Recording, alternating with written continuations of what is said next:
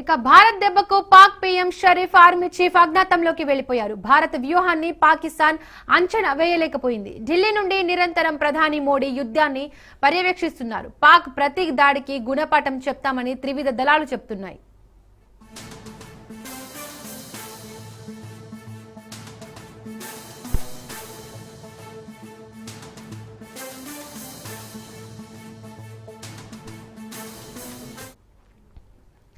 భారతదేశం పాకిస్తాన్ మధ్య ఉద్రిక్తతలు పెరిగాయి. పాక్ రాజధాని ఇస్లామాబాద్ పై భారత సైన్యం దాడి చేసింది.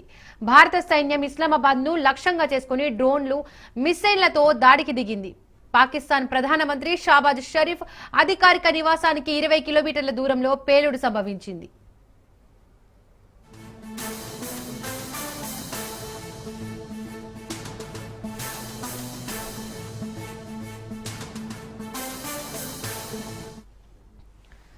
భారత్ దెబ్బకు Pak PM Sharif army chief అజ్ఞాతంలోకి వెళ్లిపోయారు. భారత వ్యూహాన్ని పాకిస్తాన్ అంచనా వేయలేకపోయింది.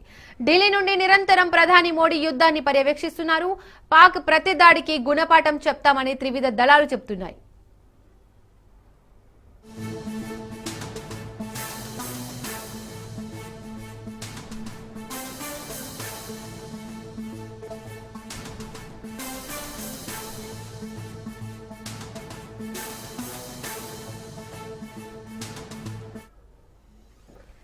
భారతదేశం పాకిస్తాన్ మధ్య ఉద్రిక్తతలు పెరిగాయి. పాక్ రాజధాని ఇస్లామాబాద్ పై భారత సైన్యం దాడి చేసింది. భారత సైన్యం ఇస్లామాబాద్ ను లక్ష్యంగా చేసుకుని డ్రోన్లు, మిస్సైళ్లతో దాడికి దిగింది. పాకిస్తాన్ ప్రధానమంత్రి షాబాజ్ షరీఫ్ అధికారిక నివాసానికి 20 కిలోమీటర్ల దూరంలో పేలుడు సంభవించింది.